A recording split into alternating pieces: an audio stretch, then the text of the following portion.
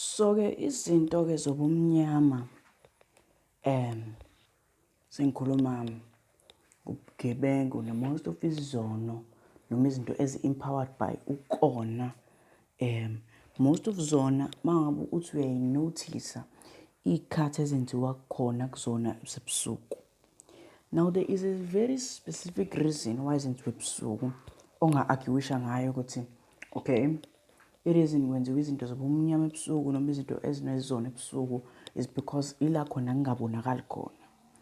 Mangabe uthi uyayibheka le ndaba yasebusuku most of ubugebengu uma benziwa buhlelwa khona ebusuku because kuyaziwa ukuthi it is not easy ukujaha into ongayibona ebumnyameni.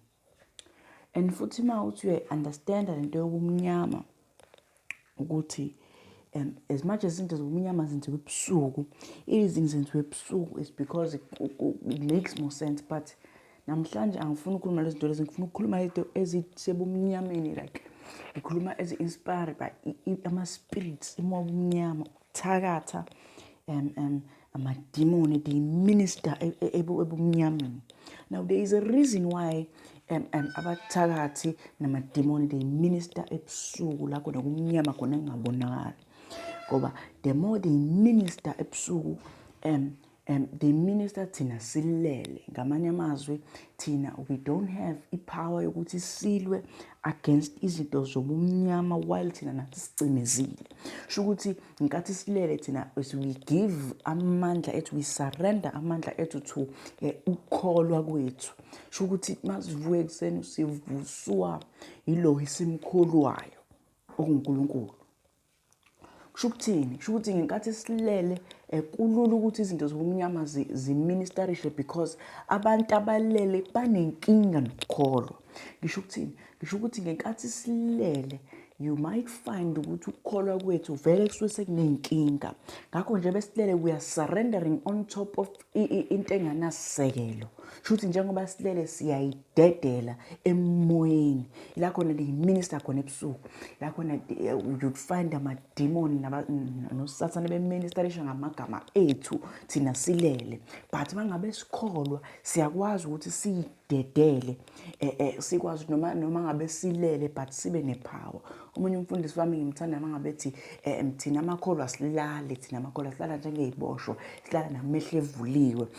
Wayichaza ukuthini? Wayichaza ukuthi ukukholwa kwethu akufiki la khona ukuthi masilala khona siyikhulule, but masilala fanele si-understand ukuthi ukukholwa kwethu kufanele kusifikise la khona we have to believe ukuthi sekuyaministerisha uNkulunkulu wethu. Noma ngabe kuthiwa kufika imoya emibi ngeke ikwazi.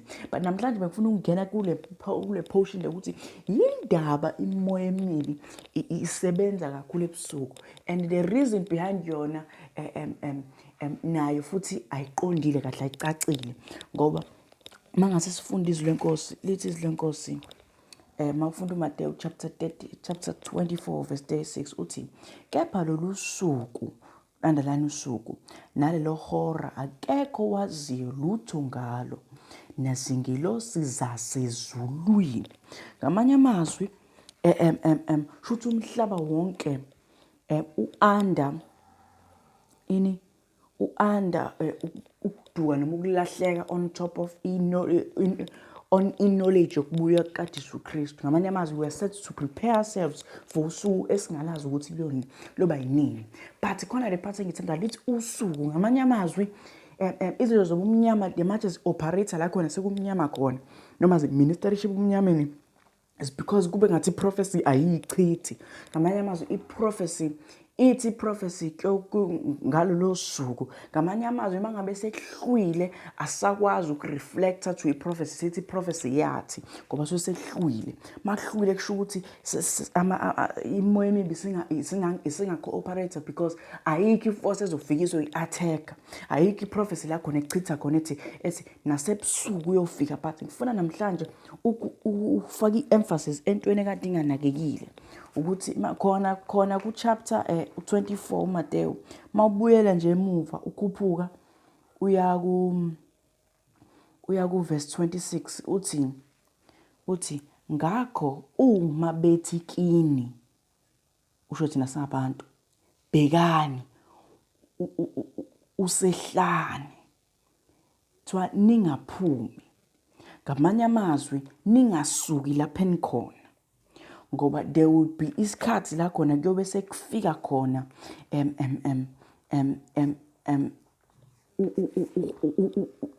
ukubusa kwe-antichrist la khona kuyobe sekukhonjwa khona kuthi usefikile uMesaya, aniphumeni usehlane. Lithi izwi leNkosi ningaphumi. Okay, siqhubekeni. Kuthiwa noma bethi bhekani usendlini, bem-allocate-ile kulelo hholo elithize, beyomdeclare ukuthi usebuyile uJesu Kristu. Lithi izwi leNkosi ningakholwa. Mase yaqhubeka kuverse 27 lithi, ngokuba njengonyazi luphuma empumalanga libonakale kuze kube sentshonalanga, kuyoba njalo ukufika kwendodana yomuntu. Ngamanye amazwi lento kade ngiyibheka lento leyo ukuthi kuyakwazi ukuthi la kulelizwe lase South Africa kube mnyama, kwelinye izwe kube kukhanya. Shuthi lento lena isitshela ukuthini lento lena? Ithi lento ngey'nsuku zokugcina ilanga liyosithakala libe mnyama. Ngamanye amazwi ilanga liyongabi ne-light. But lithi izwi leNkosi uJesu Kristu uma ifika kuyokhanya izwe lonke. Lithi njengonyazi lithi mangabe liphazima libonakala empumalanga kuze kuye entshonalanga. Shuthi ngamanye amazwi ngalolu suku lolu kuyobe kunga-decide ukuthi kuyobe kuhlwile noma kuthi sekuseni. Ngamanye amazwi it's not the matter of usuku ukuthi liyakhanya yini, ngoba lithi yena uyobe kuphazima yena. Ngamanye amazwi wonke umuntu uyombona, asikho isidingo sokuthi uthole i-advice from omunye umzalwane ukuthi usefikile, ngoba there will be a great coming yakhe iyovele phazima. Mangabe uqhubeka uya kuJohane kwincwadi kaJohane Sambulo uthi uJohane lapha kuverse 7, bhekani kuthiwa bhekani kuthiwani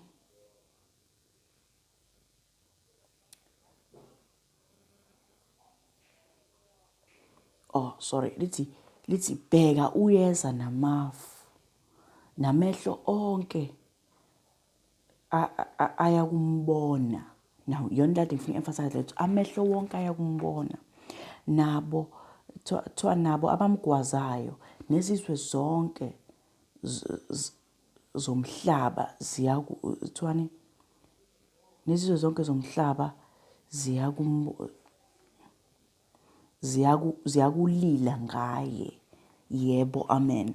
So lento into esitshelwa yona la ukuthi as much as singalazi usuku, there will be isikhathi la khona ubumnyama khona buyotshela ukuthi busebenza nge-operation efanayo. But mina ngiyade ngiyibona into ukuthi what if efika ngalobo busuku wena usalele? Lithi izwi leNkosi ngendlela ayofika ngayo uyobe phazima, wonke amehlo ayombona ukuthi ukuphi, ukuthi wenzani, ukuthi mhlawumbe usabheka ukuthi usombona kanjani soko, ngoba ayikho iposition ongamakuyona emhlabeni la khona ungabonakala khona yonke indawo. Uyobe phazima ngaphezulu kwelanga. Kade ngibuka esinye isitadi kade senziwa la ukuthi they are trying to create ilanga bazolenza lona belibeke laphaya. Angazi ukuthi balenzelani, ngazi ngikuseChina yini.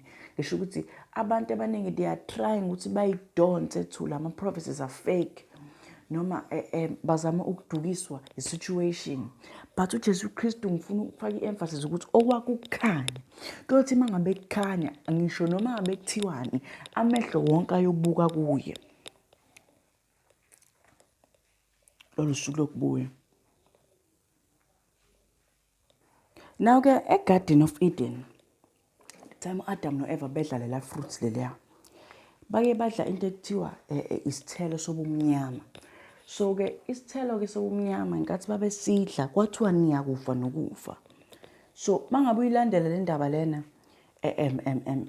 uJesu Kristu esiphambanweni siyambona laphana esesiphambanweni khona ebheka phezulu. Ngenkathi uJesu Kristu ebheka phezulu esiphambanweni, lithi izwi leNkosi ilanga lasithakala. Ngethami uJesu Kristu efa, ngenkathi ilanga lisitheka laphana, ilanga lalirepresentani. So ngenkathi ilanga lasithakala laliveza ukukhothama komhlaba. Ngifuna ukungena kulelo daba lona. Now abantu kwakumele uJesu Kristu mayifika bekhothame kuye, but abantu bahluleke ukwenza lokho. Ngoba ngenkathi uJesu Kristu efika, abantu into abayenza yokuqala kwakuwukhoza i-war against uNkulunkulu. So kusho ukuthini lokho? Kusho ukuthi ngenkathi thina njengabantu we are meant ukuthi sirule phezu komhlaba. Okusho ukuthi umhlaba uhamba ngathi. So lapha into eyenzeka lapha esiphambanweni ukuthi umhlaba wawuveza ukuthi umhlaba usa-co-operator nabantu, because thina njengabantu emhlabeni umhlaba siyawubusa. Now uNkulunkulu-ke as much as efollowisha i-protocol wayenga-interferisha nezinto zomhlaba ngokuthi ukufa akunqobe first hand, but akafunanga ukwenza lokho because umuntu owakumele anqobe ukufa. Ngoba ukufa akwazi ukunqotshwa uNkulunkulu engathi uNkulunkulu uyena owona. Ngamanye amazwi every single thing oyenzayo has a consequence. This is why Jesu Kristu kwakumele azalwe abe umuntu. Jesu Kristu mayezalwa abe umuntu into eyenzeka ukuthi ngenkathi lapha esesiphambanweni into eyenzeka ngenkathi esekhaya ngifuna sibheke lapha ekhala khona ethi baba ngishiyelani laphana he was surrendering to umzimba womuntu. Ngamanye amazwi kwasekugcalisa umuntu kuyena, but into esiyitholayo thina ukuthi umuntu kuphela ongakwazi ukukhala, uNkulunkulu akakhali. But uJesu Kristu mayekhala use-ordena leyo portion yakhe ukuthi now I'm fully human. Ilapho khona shuthi khona sekuvela khona ama-authorities omuntu ukuthi umuntu shall rule over umhlaba njengo-Adam. But uJesu Kristu was u-Adam omusha. Shuthi u-Adam if kumele arule over umhlaba, uJesu Kristu as u-Adam omusha wayeseba ordained with ama-authorities aphelele, ngoba thina sasi-impure ukuthi singarula over umhlaba as much as arula over umhlaba. So the time uJesu Kristu efa, umhlaba wona usurrender kumuntu nokubusa komuntu. But ngenkathi uJesu Kristu efa, izwe le-understand ukuthi lo ofayo ungcwele in such a way ukuthi asikwazi thina njengomhlaba ukuthi singamkhothameli. Ngamanye amazwi ilanga ngenkathi lisitheka laseliveza ukuthi uJesu Kristu has just established umuntu perfect. Ngamanye amazwi ilanga ngenkathi lalisitheka lalikhombisa ukuthi ukuphazima kwaJesu Kristu sekungaphezulu kwalo. Ngamanye amazwi lona laliselikhotamela ukuthi mina lithi mangabe ufunda lapha encwadi kaGenesis lithi ilanga liyona liyobusa emini. Ngamanye amazwi ilanga mangabe libusa emini alikwazi ukufike libusa ilanga emini at the same time uJesu Kristu uyabusa. So uJesu Kristu mangabe eminister ukubusa kwakhe, ilanga laselikhothama lavele labamnyama during the day. Ngamanye amazwi ngifuna siyibheke lento le yokubuya kaJesu Kristu, ukuthi ukubuya kaJesu Kristu ngenkathi ebuya ukukhanya kwakhe kuyokumele kukhothame ngisho nelanga lithi ngeinsuku zokugcina kuyoba mnyama. So insuku zokugcina representani ukubuya kwakhe, ngoba ngisho nokuhamba kwakhe kwakumnyama ngalelo langa. Ngamanye amazwi uJesu Kristu mangabe ebuya ilanga liyoveza lobo buhlobo lobaveza ngalela langa efa, ukuthi ngenkathi efa laba mnyama ngoba laliveza ukuthi ukuphazima kwakhe ngaleso sikhathi abantu abakuboni. Ngoba enkathi sesiphambanweni abantu kwakumele bambone uJesu Kristu ephazima, but bahluleke ukumbona ephazima. This is why bekwazi ukuthi bambulale. Mangabe silifunda la kulokuzana kwisambulo lithi abamgwazayo kuMateyu lithi abamgwazayo. Ngamanye amazwi asikwazanga ukubona ukuphazima kwakhe uJesu Kristu esisisamgwaza singabantu, but lithi izinkosi uyovela ngisho kulabo abamgwazayo. Ngamanye amazwi ukuphazima kwakhe sekuyovezwa lobo buhlobo osahluleka ukubona ngalesa sikhathi, but ilanga la kubona, ilanga la khothamelo ingonyama yayiphambili iphazima. But agcini lapho lithi lenkosi umhlaba ngale moment kuba khona i-earthquake umhlaba uzamazama. Lokho kuzamazama akuvezi into ehlukile Ngathi uJesu Kristu sesiphambanweni sekuveza ubukhulu bakhe. Ngamanye amazwi ngendlela uJesu Kristu emkhulu ngayo umhlaba usuhluleka ngisho nanokumbamba. Ngamanye amazwi ngenkathi umhlaba uzamazama, umhlaba usuveza ubukhulu bakhe. Ukuthi thina njengabantu sihlulekile ukubona ubukhulu bakhe, but ngenkathi yena esegcwele umuntu useyakwazi ukuthi a-access ipower, noma useyakwazi ukuthi abonakala umhlaba usuqala ukukhothama kuye. So thina singabantu hlulekile ukukhothama kuJesu Kristu, but umhlaba esikuwona esiwubusa isikhathi eside kangaka sibe si-impure, sibe sona, uwona ukwazi ukuthi ukhothame kuJesu Kristu. So awucabange lento ukuthi singabantu hlulekile ukukhothama kuye, but umhlaba uyakwazi ukuyenza leyo nkonzo. So thina singabantu, we are living in the darkness, and we have been living in the darkness. Ngenkathi uJesu Kristu esesiphambanweni wasesekuveza okunye, uthi yena esesiphambanweni sekufeziwe. Lokho akufeza lokhuya abantu babekuthi uma bebekubuka bethi shuthi sekuphelile ngaye, kanti uthi sekuphelile ngesono. Ngenkathi sekuphelile ngesono uthi sekufeziwe ngesono. Ikhanda lakhe libheka phansi, ngenkathi libheka phansi umhlaba uyazamazama, amatshe ahluleka ukuyibamba, ahlephuka, because lo muntu isindo sakhe siyasibona siministerisha. But indaba ayipheli lapho, indaba iyaqhubeka. Lithi izwi lenkosi after 3 days wavuka. Lokho kuvuka kuqonda ukunqoba ukufa. Namhlanje ngifuna ukukhuluma ngokunqoba ukufa, ukuthi ukufa kuyini, ukufa kuyini, kuyi-center of ubumnyama. Ngamanye amazwi uthini uNkulunkulu uma bekhuluma no-Adam no-Eva? Uthi niyakufa nokufa. Usho ukuthi mangabe nidla ifruit, mangabe nidla isithelo sobumnyama, niyakufa nokufa. Usho ukuthi i-core of isithelo sobumnyama, inhlamvu of isithelo sobumnyama iyini? Iwukufa. Ingakho Adam no-Eva bengafanga at that time, is because Adam no-Eva babe kuphi? Babesasekhanyeni, babeme endaweni yase-Eden, babesakwisekelo sobukhanya. But indaba mangabe uyilandela, uzothola ukuthi u-Adam no-Eva the moment lela beledla abafanga. But mangabe uJesu Kristu usefa loya 3 days. Loya 3 days yini uJesu Kristu ayenza? We've all been asking ourselves that question. But namhlanje let me give you a clear answer. Ukuthi yini uJesu Kristu ayenza? uJesu Kristu wayezweni lobumnyama. Ezweni lobumnyama wayowenzani? Wayoedukhanya. But the thing is, umhlaba the moment uzamazama u-acknowledge yena. So abantu bahluleka uku-acknowledge yena. Mase lithi khona le portion le ngifundile lana la ku verse 7. No. Ngizothola manje.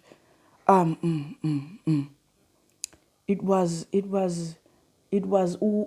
Matthew chapter 24 verse 36. Mangabe ulandela lithi mabe ufunda le portion yokugcina, uthi ney'ngilosi zasezulwini. Ngamanye amazwi uJesu Kristu wayiminister ngenkathi eyonqoba ukufa, kwakumele kuhlukane ingilosi. Khona ingilosi eyisendaweni engabhilongi kuyona.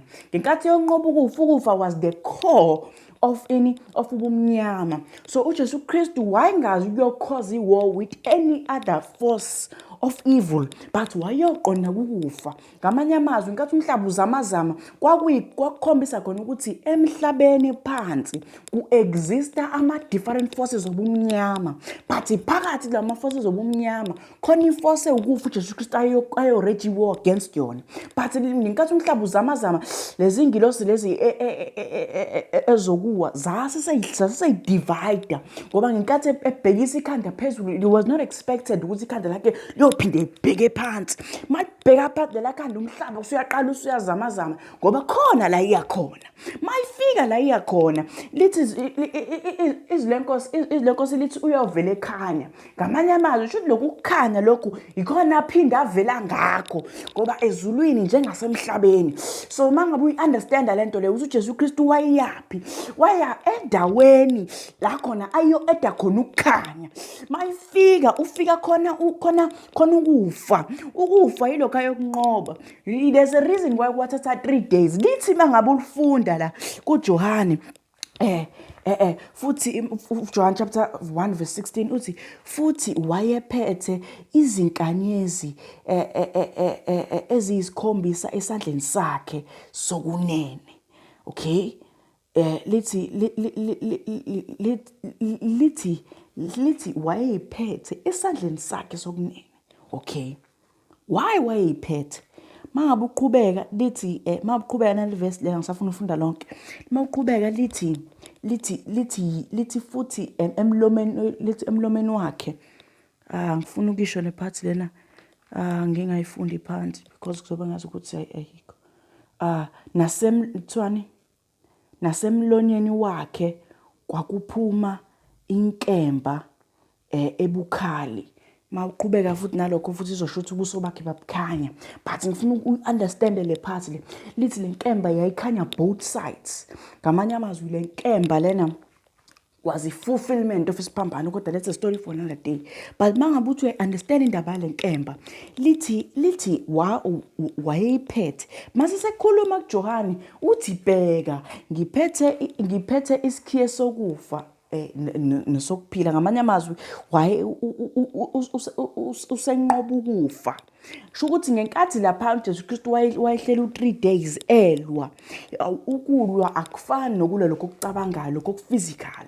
But wayeministerisha ilight. Mina ngihlezi ngiyimagine kanje lento le. Uthi uJesu Kristu wayesendaweni egcwele ubumnyama. Dot lokukhanya. But le dot lokukhanya understandwa because uJesu Kristu wayebuke ngazi ukuthi uyiforce encane. But uJesu Kristu ngenkathi efika endaweni egcanga a place inkulu egcwele ubumnyama. uJesu Kristu ezofika dot of ukukhanya. Le dot of ukukhanya iphethe inkanyezi esandleni sayo. Iphethe inkemba. Iyakhanya iyaphazima njengelanga. Mayifika yona isizofika isizokhuphula intensity yani yokukhanya iministerisha light again and again and again. Ngenkathi iministerisha le light iyalwa. Ilwa nama forces ibhizi ngegama. Iza ngegama iyashisa ukukhanya. Ngamanye amazwi kule ndawo enobumnyama kuzogcwala ukukhanya. But ukufa akwazi ukumelana nokukhanya. Ngamanye amazwi shuthi indlela ukufa kwanqotshwa ngayo kwakukhanya. So ngenkathi uJesu Kristu shuthi uJesu Kristu was ministering with ukukhanya elikhanyisa ukufa. But ukufa kwakumele kumelane nokukhanya. So ukufa impi ukufa kwakunayo. Ukufa kwakufuna ukulwa nokukhanya. But sho ukuthi uJesu Kristu malithi zonke wanqoba ukufa. Lisho ukuthi ukufa wahluleka ekhanyeni. Sho ukuthi ngamanye amazwi ukufa lokho kwakukhona yilokho ukuthi uNkulunkulu wathi nakufa nokufa manidla ifruit lobumnyama. Sho ukuthi ukufa kusebumnyameni sho ukuthi was a war of ukukhanya nobumnyama. Mangabe uthi uyayibheka lento ezulwini there was a war once, a war between ingilosi. And mawuthi uyelana indaba lezi ingilosi war was a war of ukukhanya nobumnyama. Sho ukuthi lama wars of ukukhanya nobumnyama enziwa kuzo zonke indawo. But emhlabeni asiyiboni because emhlabeni blinded. Ngamanye amazwi emhlabeni sahluleka ukubona uJesu Kristu ukuthi zonke izinto ayizenza, bonke labantu ababeka izandla, zonke lo hamba ithatha, wayeministerisha ukukhanya. Why wage war against ubumnyama but sahluleka ukubona. So lithi izinkosi yabona lithi manje izinkosi uJesu Kristu uyobuya ngelinye ilanga. Lithi thina we will receive another chance ukuthi siyiprepare njengabantu silandele indlela yokukhanya. Siye ukubona, siye ukuphenga, siye ukufeba, siye ukubulala, siye ukuweba, siye ukwenza zonke lezi zinto ezizenzayo njengabantu. But njengoba sabantu siye qhubeka sizenze lezi zinto lezi but asibone ukuthi sibekelwe isikhathi. Lithi asilazi nosuku. So mangabe sasebumnyameni uJesu Kristu lithi ngenkathi eyokhanya lithi khona bebejabula betshakadula. Gogo ngiyathanda mayichaza le gogo wami. Gogo mayichaza lena uchaza kamnandi ngeze ngimuza lo ulindele lusuku. Uyalifuna losuku lomuntu. But mangase uyi-understand lento yalokukhanya ukuthi lokukhanya into okuyiqondile ukuthi there will be isuku la khona kuyophazima ukukhanya. So yonke into ebinganakho ukukhanya iyobe ibukeka as useless, iyobe ibukeka as powerless. Futhi ngamanye amazwi mawusathanda indlela yobumnyama awunayo iauthority ekukhanyeni kukaNkulunkulu. Ngamanye amazwi awunayo awufanele nalokuthi ungene ezulwini mangabe uhluleke ukukhanya. Indlela yokukhanya iyona ekwenza ukuthi uJesu Kristu acknowledge ngalolu suku yena yobe phazima. Ukuthi we will be ministering noJesu Kristu ngokukhanya masimbone phazima phezulu. So besiministerisha ukukhanya kube kuyileyo relationship. Futhi ngamanye amazwi ukukholwa kwethu kosifikisa ekukhanyeni. Masukhanya will do the rest. Futhi ngamanye amazwi uJesu Kristu ngalo lalanga leliya eyabe vela phezulu uyobe iveza indaba yokukhanya. Uyobe lithi amehlo wonke ayombona. Ngamanye amazwi kusho ukuthi ngisho nobumnyama buyakhothama ekukhanyeni ngoba nobumnyama buyakubona ukukhanya. Ngamanye amazwi kusho ukuthi abakholwayo abangakholwa abenza kahle abenza kabi bayombona uJesu Kristu.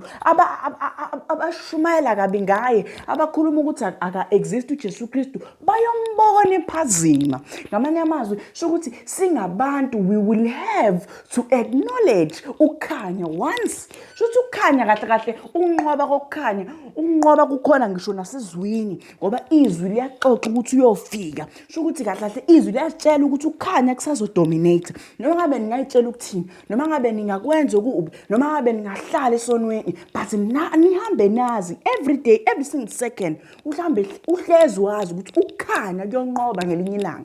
And ngalelo langa kube kukhona inyembezi kwabanye, kube kukhona injabulo kwabanye. But angisafuni ukuxoxa ukuthi injabulo nenyembezi umehluko wayo ukuthini, kodwa ngizovela ngishiye nje neclue ethi ukukhanya nobumnyama. Amen.